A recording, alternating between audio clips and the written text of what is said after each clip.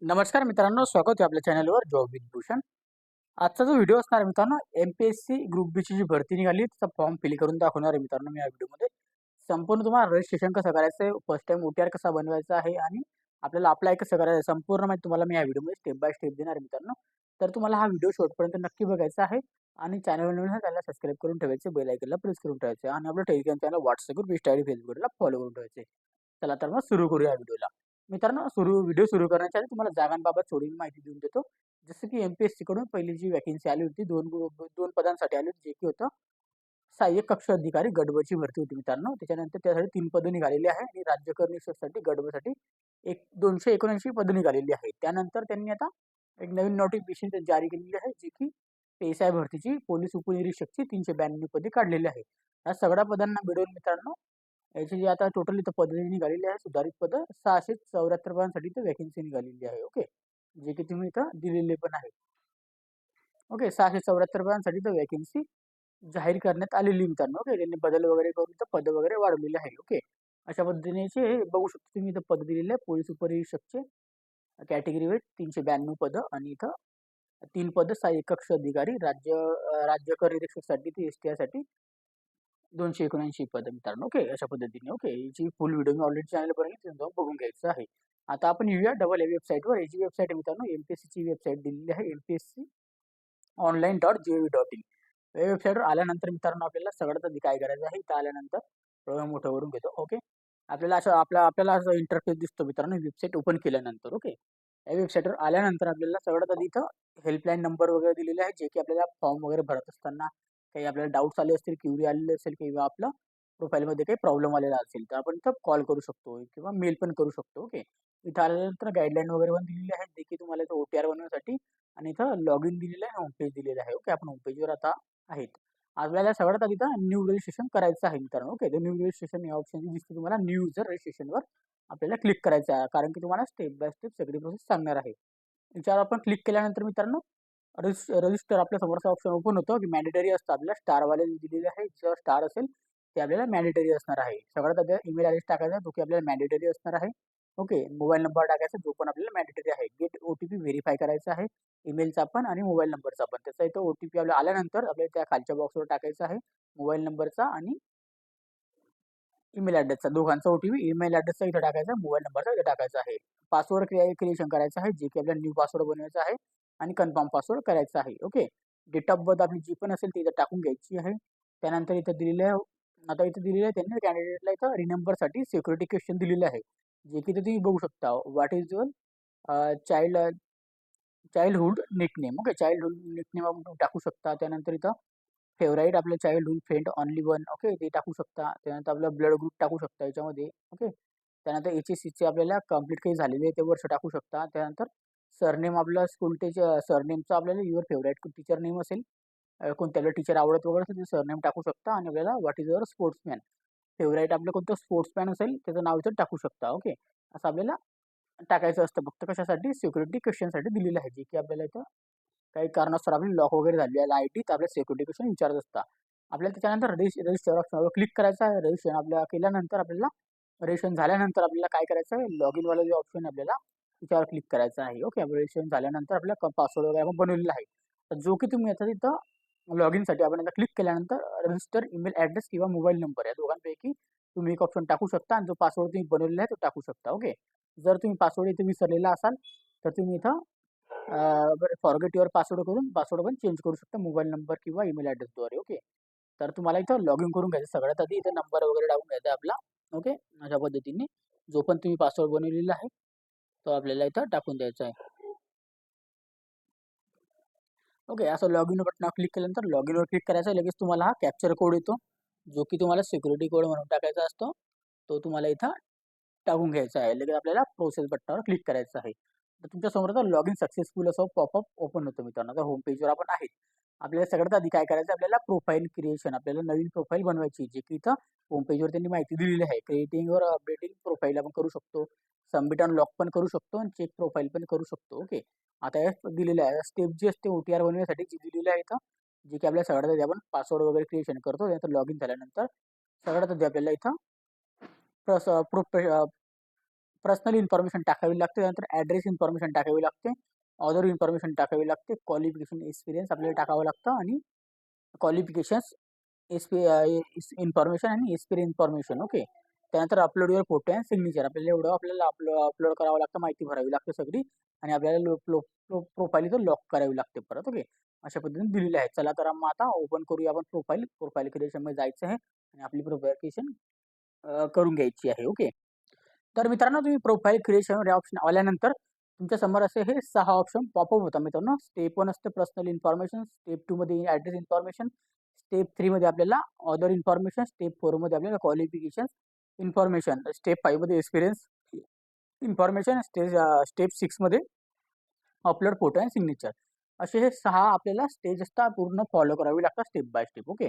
आता ही जी ऑलरेडी मी प्रोफाईलमध्ये बनवलेली आहे त्यामुळे तुम्हाला इथे लिहिलेले सगळे ऑप्शन दिसत आहेत.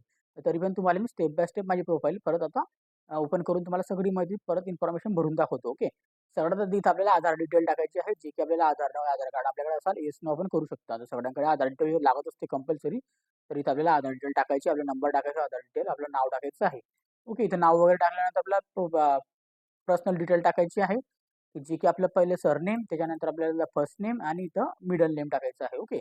ते टाकून झाल्यानंतर आपल्याला फुल नेम इथे इंग्लिशमध्ये आपल्याला खाली इथं टाकून द्यायचं आहे आणि देवनागरीमध्ये डायरेक्टली इथं मराठीमध्ये येऊन जातं. ओके. हे झाल्यानंतर आपल्याला मदरचं नेम टाकायचं आहे, आपल्या डेट ऑफ बर्थ टाकायची आहे, जेंडर आपलं मेल, फिमेल, ट्रान्सजेंडर जे पण आपल्याला चॉईस करून घ्यायचं आहे. ओके. मोबाईल नंबर टाकायचा आपला जो पण असेल, ईमेल ॲड्रेस आपण टाकलेला असतो. ओके. मॅरिड आहात, अनमॅरिड आहात ते इथं सिलेक्ट करून टाकायचं आहे.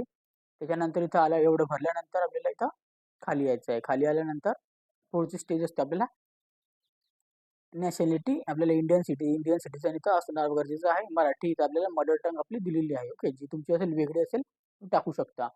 त्याच्यामध्ये दिलेली आहे. आता महिलांसाठी असणार इथं युअर नेम चेंज असेल, अपडेटेड वगैरे असेल 10वी नंतर क्वालिफिकेशन आफ्टर मॅरेज. ओके. आता महिलांसाठी 10वी नंतर त्यांचं काय होतं माहिती आहे, 12वी नंतर लग्न वगैरे होऊन जातं आणि त्यांचं पुढच्या शिक्षणासाठी त्यांचं नाव वगैरे पण चेंज होऊन जातं.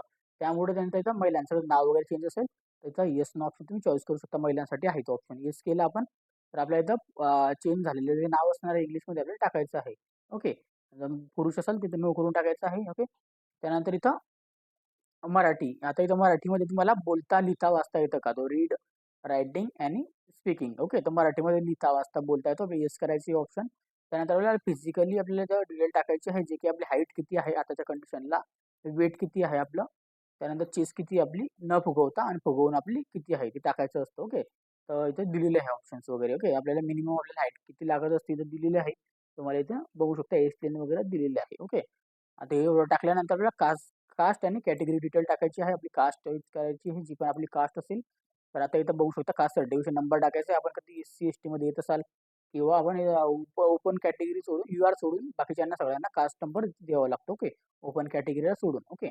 ओपन असाल तर त्यांना काहीही भरावं लागत नाही आणि बाकीच्या कॅटेगरींना इथं द्यावं लागतं सगळे डिटेल. ओके. कुठून भेटलेलं आहे आणि त्याच्यानंतर इश्यूज बाय डेट. ओके. ते टाकावं लागतं. आता आपण इथं कास्ट व्हॅलिडिटी आपल्याकडे आहे काय?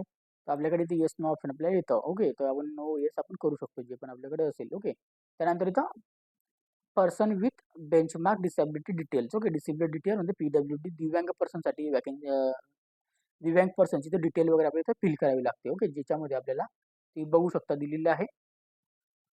आपण पी-डब्ल्यू-डीमध्ये येतात का? तर आपण येस कधी केलं इथं मित्रांनो, तर आपल्याला बघू शकता कॅटेगरी डिसॅबिलिटी आपल्याला इथं चॉईस करावी लागते. Group A, group B, group C, group D, group E. Okay. Other. Okay. अशा पद्धतीने चॉईस करावी लागते. त्यानंतर सब कॅटेगरी चॉईस करावी लागते. ओके. जे पण समजा आपण ए केलं इथं तर सब कॅटेगरीचं डायरेक्टली इथं आपल्याला याच्यामध्ये असं ओके. तर त्याच्यानंतर आपल्याला किती पर्सेंटेज आपण मध्ये डिसॅबिलिटी आहोत. आपण 40% वरती असेल तर आपल्या इथं याच्यामध्ये अप्लाय करू शकतो. आपल्याला 40% असं टाकू शकतो आपण इथं. असं अशा पद्धतीने. ओके.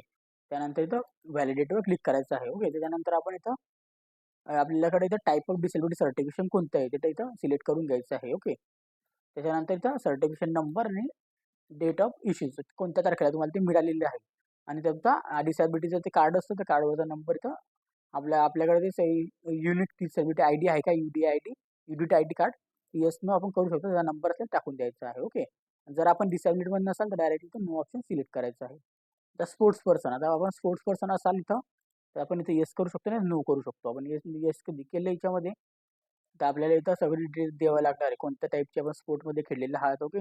कोणत्या स्पोर्ट्समध्ये आपण भाग घेतलेला आहे त्याची सगळी डिटेल द्यावी लागेल, सर्टिफिकेशन नंबर द्यावा लागेल. ओके, त्याच्यानंतर आपल्याकडे ग्रुप कोणत्या ग्रुपमध्ये खेळलेला आहे, ABCD. ओके, असं दिलेलं आहे. तर नो केलं तर काहीही भरायची आवश्यकता नाही. त्याच्यानंतर पुढे आल्यानंतर government of Maharashtra employee detail. आपण कधी तर गव्हर्नमेंट एम्प्लॉयमध्ये आहात का, सरकारी जॉब वगैरे करत असाल तर आपण येस नो करू शकतो. ओके, ते येस नो आपण इथं येस केलं तर मग डिटेल वगैरे द्यावं लागेल. आपल्याला ID नंबर द्यावा लागतो, याच्यामध्ये सगळी माहिती इथं भरावी लागते. गव्हर्नमेंटमध्ये आहात का, कशात आहात, का प्रायव्हेट सेक्टरमध्ये आहात, असं द्यावं लागतं. ओके, असं BMC मध्ये असाल BMC चॉईस करायचं आहे का, असं पद्धतीने सांगितलेलं आहे. इथे जर आपण नसाल तर डायरेक्टली नो करायचं आहे, सगळं ऑप्शन इथं गायब होऊन जातात. ओके, BMC एम्प्लॉय आहे, BMC वाले तिथे येस करू शकतो, अशा पद्धतीने दिलेलं आहे. न ते नो करायचं आहे. ओके, त्यानंतर इथं employee for employee for BST मध्ये आहे का, आपण बेस्टमध्ये ते येस नो आपण करू शकतो. ओके, नो इथं करू शकतो, बेस्टमध्ये आपण काम वगैरे करत असाल तर. ओके, त्यानंतर डोनेशन सर्टिफिकेशन. आपले डोनेशन सर्टिफिकेशन आपल्याकडे आहेत का महाराष्ट्राचं, तर आपण येस नो करू शकतो. याच्यामध्ये नो केलं तर नो, येस केलं तर आपल्याला इथं डोनेशन सर्टिफिकेशन अवेलेबल. त्याच्यानंतर डोनेशन सर्टिफिकेशनचा नंबर टाकायचा असतो इथं, डिस्ट्रिक्ट टाकायचा असतो, जो पण आपल्याला डिस्ट्रिक्ट असं चॉईस करायचा आहे, आणि त्याचा डोनेशन सर्टिफिकेशन डेट कधी आपल्याला मिळालेली आहे त्याचा नंबर टाकायचा असतो इथं, आणि डेट टाकायची असते आणि डिस्ट्रिक्ट टाकायचा असतो. ओके, एवढं भरून घ्यायचं आहे. त्यानंतर आपल्याला ॲडिशनल आपल्याला डिटेल दिलेली आहे, तर ॲडिशनल रिझर्वेशनमध्ये आपण येतो का, जसं की ॲडिशनल रिझर्वेशनमध्ये दिलेलं आहे. तर आपण आता एस केलं, याच्यामध्ये तर भरपूर सारे इथं प्रोजेक्ट्स अफेअरमध्ये आपण येतात. त्यानंतर प्रोजेक्ट्समध्ये असाल, प्रकल्पमध्ये असाल, भूकंपग्रस्तामध्ये असाल, किंवा graduate post part time employee असाल, ते आपल्याला ऑप्शन दिसायला मिळतात. सगळे ऑप्शन इथे येस केलं आपण तर इथं आपल्याला येस नो आपण करू शकतो. ओके, नसाल तर आपल्याला नो करून टाकायचं आहे. ऑर्फन डिटेल दिलेली आहे, याच्यामध्ये आपल्याला इथं येस नो आपण करू शकतो. येस केलं तर आपल्याला इथं टाईप टाकावं लागेल. ओके, त्यानंतर इथं आपल्याला सर्टिफिकेशन नंबर आणि detail date of issue date टाकावं लागेल. की नो असेल तर नो करायचं आहे. ही सगळी माहिती भरल्यानंतर आपल्याला सेव्ह अँड नेक्स्टवर या बटनावर क्लिक करायचं आहे मित्रांनो. ओके, त्याच्यानंतर मित्रांनो सेकंड आपली स्टेज येते, त्याच्यामध्ये आपल्याला सेकंड स्टेपमध्ये असते ॲड्रेस इन्फॉर्मेशन. आपल्याला इथं ॲड्रेस इन्फॉर्मेशनमध्ये आपल्याला जे असतात ते आपल्याला ते बघून घ्यायचं आहे. जे की ॲड्रेस इन्फॉर्मेशन आपली आली, आपल्याला इथं क्लिक करायचं आहे. याच्यावर आल्यानंतर इथं आपल्याला इथं प्रेझेंट ॲड्रेस डिटेल आपल्याला टाकायची असते. ओके, इथं आल्यानंतर सेव्ह अँड नेक्स्ट नंतर याच्यामध्ये प्रेझेंट ॲड्रेस पर्मनंट ॲड्रेस असतो, जो किंवा पर्मनंट ॲड्रेस जो असला तो टाकायचा आहे. Line number 1, line number 2, line number 3. Landmark टाकायचा आहे, स्टेट टाकायचं आहे, डिस्ट्रिक्ट टाकायचे आहे, तालुका, विलेज नेम आणि आपलं पिनकोड टाकायचा आहे. जर तुमचा दोघे ॲड्रेस सेम असाल तर तुम्ही सेम करू शकता, डायरेक्टली तुमचा खाली इथे येऊन जाईल. आता कॉरस्पॉन्डंट ॲड्रेस जो असतो मित्रांनो, तो आपला टेम्पररी ॲड्रेस असतो, आपण ज्या ठिकाणी राहायला गेलेले आहे. परमनंट ॲड्रेस जो असतो आपल्याला परमनंट वगैरे घर वगैरे आहे, दोन्ही वेगळे वेगळे असेल तर वेगळे वेगळे भरू शकता. सेम असेल तर सेम भरायचं. ॲड्रेस डिटेलमध्ये एवढं सांगायची आवश्यकता नाही आहे. त्याच्यानंतर आपल्याला सेव्ह अँड नेक्स्टवर क्लिक करायचं आहे. त्यानंतर आपली थर्ड जो स्टेप येते, 3 नंबरची स्टेप अदर इन्फॉर्मेशन. आता अदर इन्फॉर्मेशन असते मित्रांनो, आता क्रिमिनल रेकॉर्ड वगैरे आपल्याला चेक केलं जातं का, आपल्यावर कोणत्या इथं कोर्टामध्ये केस वगैरे चालू आहे का. ओके, त्याच्यानंतर आपल्याला याच्यामध्ये काही आपल्याकडे मेडिकल काउन्सिलिंगची केस आहे का, MPSC मार्फत UPSC मार्फत कोणती केस झालेली आहे का. ओके, आपल्याला डिपार वगैरे केलेले का एक्झामिनेशनमधून. ओके, जसं ऑप्शन दिलेले आहे. सगळ्या ऑप्शनमध्ये तुम्हाला नो नो सिलेक्ट करायचे. 5व्या ऑप्शनमध्ये नो ऑप्शन सिलेक्ट करायचे आहे. आणि इथं प्राईज वगैरे दिलेलं आहे. टीम गेम्समध्ये आपण काही प्राईज वगैरे आपल्या भेटायचं टाकायचं आहे. त्यानंतर आपल्या स्कूलमध्ये काही असेल आपल्या प्राईज वगैरे, लिडरशिप वगैरे ते टाकायचं आहे. आणि आपल्याकडे अजून आपल्याकडे इथं असेल इंटरेस्टेड आपल्याला हॉबीज वगैरे ते टाकायचं आहे. ओके, आणि इथं NCC सर्टिफिकेशन वगैरे असेल ते इथे टाकू शकता. एवढं टाकल्यानंतर इथं सेव्ह अँड नेक्स्टवर आपल्याला क्लिक करायचं आहे अदर इन्फॉर्मेशनमध्ये. ओके, इथं 5व्या ऑप्शनला नो ठेवायची आहे. ओके, आपल्याला काही नसेल तर खटला वगैरे. लगेच 4थी स्टेप आपली येते, आणि त्याच्यामध्ये असणार आहे क्वालिफिकेशन डिटेल. आता क्वालिफिकेशन डिटेलमध्ये आलेला पहिलं असतं टाईप ऑफ क्वालिफिकेशन. ओके, त्यानंतर इथं नेम ऑफ क्वालिफिकेशन, त्याच्यानंतर इथं ब्रँच, सब्जेक्ट्स. ओके, त्यानंतर इथं आपल्याला बोर्ड युनिव्हर्सिटी दिलेली आहे. त्याच्यानंतर इथं आपल्याला अटेम्प्ट्स वगैरे दिलेले आहे. ओके, त्याच्यानंतर आपल्याला पर्सेंटेज वगैरे, आणि आपल्याला नंबर ऑफ अकॅडमी आपल्याला 12 महिने टाकायचं आहे. ओके, 10वीचे 12वीचे 10वी-12वीचे 12-12 महिने, आणि ग्रॅज्युएशनचे 36 महिने असतात, 3 वर्ष. ओके, आणि इथं 10वी-12वीला आपल्याला 1 वर्ष असतं म्हणून 12 महिने टाकायचं आहे. ओके, त्यानंतर क्लास टाकायचं आहे, ग्रेड आपल्याला सेकंड क्लास, फर्स्ट क्लास, मोड टाकायचं आहे आपल्याला रेग्युलर बेसिसवर.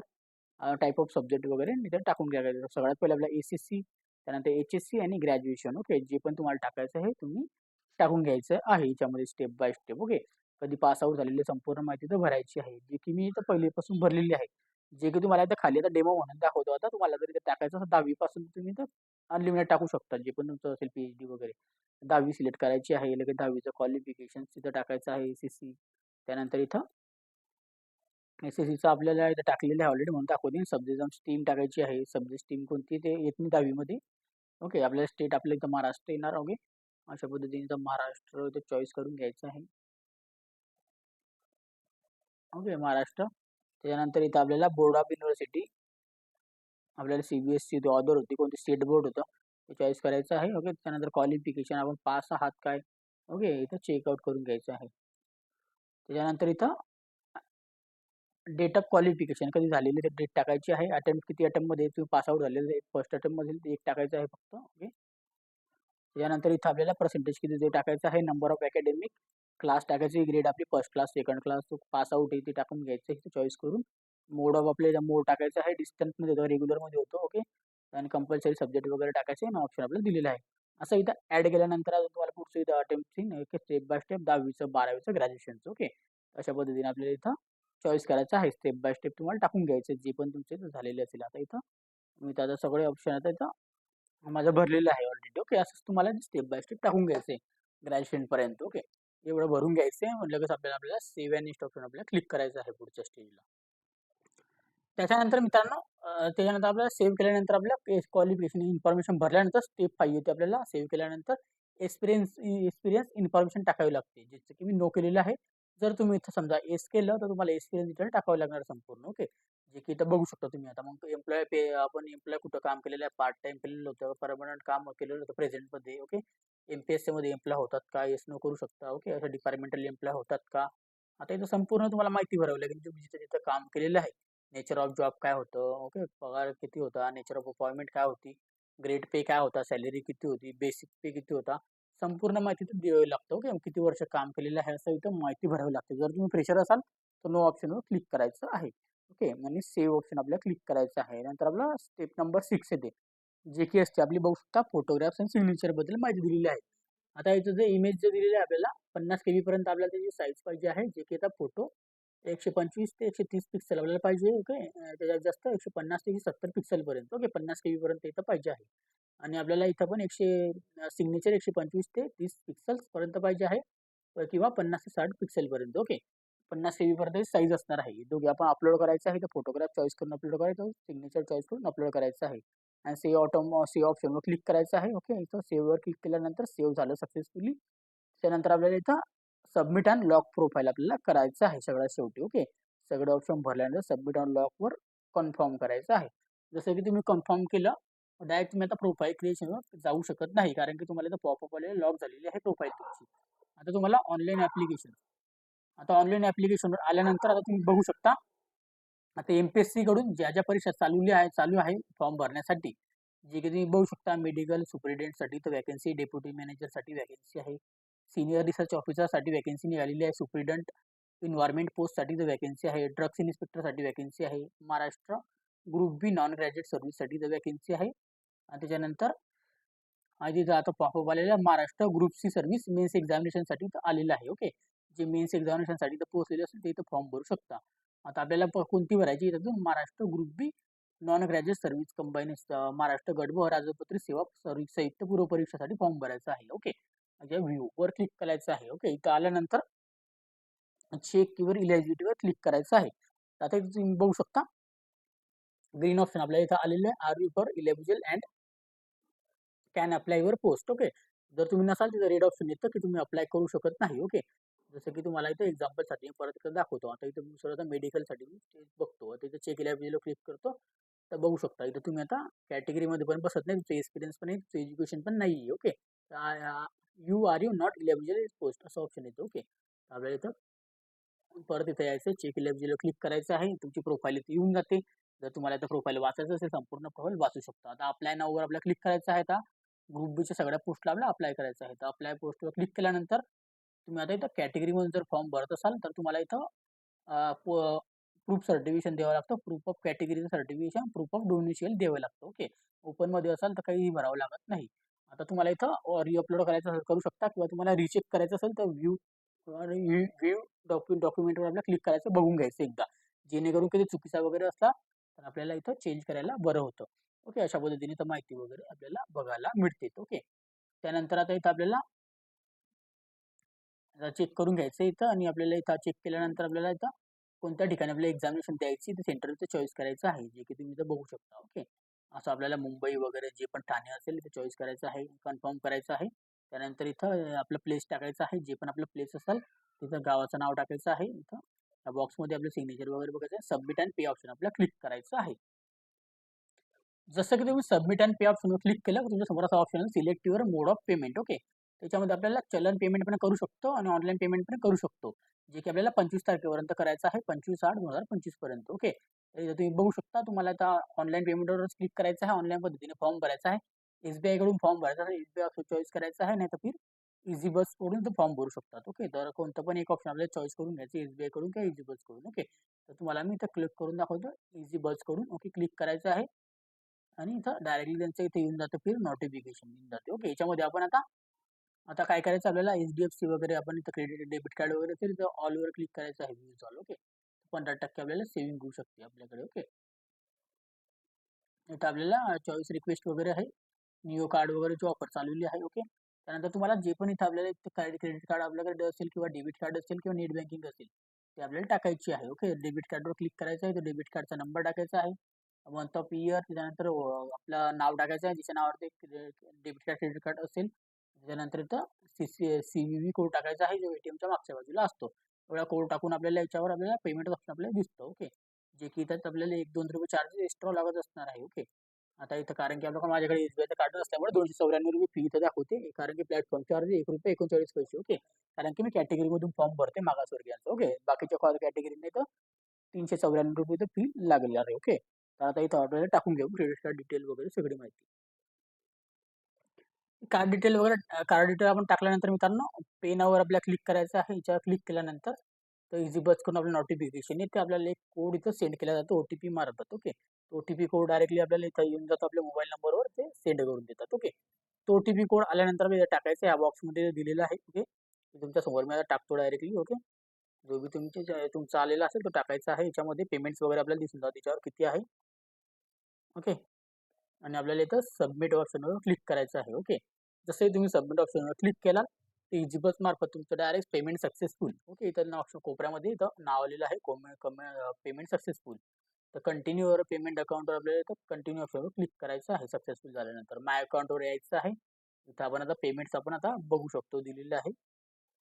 इथं आपल्याला पेमेंट्स वगैरे आपल्याला इथं सक्सेसफुल झालेलं आहे. तर आता इथं 2 मिनिटं वाट बघायची. आपल्याला रिफ्रेश वगैरे करायचं आहे एकदा अकाउंट. एकदा नंतर परत लॉग इन करून घ्यायचं आहे. ओके. त्याच्यानंतर मित्रांनो तुम्ही बघू शकता तुमच्या समोर Maharashtra group B non cadet परीक्षा प्रिलिमिनरी परीक्षा 2025 ची याच्यामध्ये फीस पेड तुमच्यासोबत ऑप्शन दिसेल. ओके. फीस पेड म्हणजे तुम्ही संपूर्ण फी तर भरलेली आहे. त्याच्यामध्ये तुम्ही यूज करू शकता. यूज केल्यानंतर तुम्ही पेमेंट रिसिप्ट डाउनलोड करू शकता. ओके. त्यानंतर पेमेंट रिसिप्ट डाउनलोड झाल्यानंतर तुम्हाला आता इथून प्रिंट डाउनलोड करायची असेल त्याची प्रिंट आउट ऑप्शन क्लिक करायचं आहे आणि आपलं PDF फॉर्मॅटमध्ये किंवा प्रिंट आउट काढायचं तर डाउनलोड करून घ्यायची आहे. सेव्ह करून टाकायचं आहे. ओके. MPSCची print out application okay save करायची. ओके. सेव्ह झाल्यानंतर संपूर्ण फॉर्म तुमचा भरलेला आहे. तुमच्या सेंटर्स वगैरे तुम्हाला दिलेली सगळी माहिती वाचून घ्यायची आहे. ओके. तर तुम्हाला आता इथून लॉग आउट करून घ्यायचं आहे. तुम्हाला दुसरा जर फॉर्म भरायचा कुठला तुम्ही इथून भरू शकता. ओके. आता तुम्हाला मी संपूर्ण माहिती सांगितलेली आहे. जर तुम्हाला काही डाऊट असेल तर कमेंट बॉक्समध्ये कमेंट्स करायचं किंवा Instagram, Facebookला तुम्ही मेसेज करू शकता किंवा टेलिग्राम चॅनल WhatsAppला मेसेज करू शकता. त्याची लिंक तुम्हाला मिळून जाईल. ओके. तर संपूर्ण माहिती तुम्हाला आवडली असेल तर नक्की व्हिडिओला लाईक करायचं आहे, नाही तर जास्तीत जास्त मित्रांना शेअर करायचं आहे. अशाच जॉब ऑपॉर्च्युनिटीसाठी आपण भेटूया नेक्स्ट व्हिडिओमध्ये. तोपर्यंत व्हिडिओला लाईक करा, चॅनलला सबस्क्राईब करा, बेल आयकनला प्रेस करून ठेवा. संपूर्ण माहिती तुम्हाला सांगितलेली आहे आणि ज्याच्या मित्रांना शेअर करा. अशाच नवीन नवीन जॉब ऑपॉर्च्युनिटी आपण भेटूया नेक्स्ट व्हिडिओमध्ये. तोपर्यंत जय हिंद मित्रांनो. थँक्यू.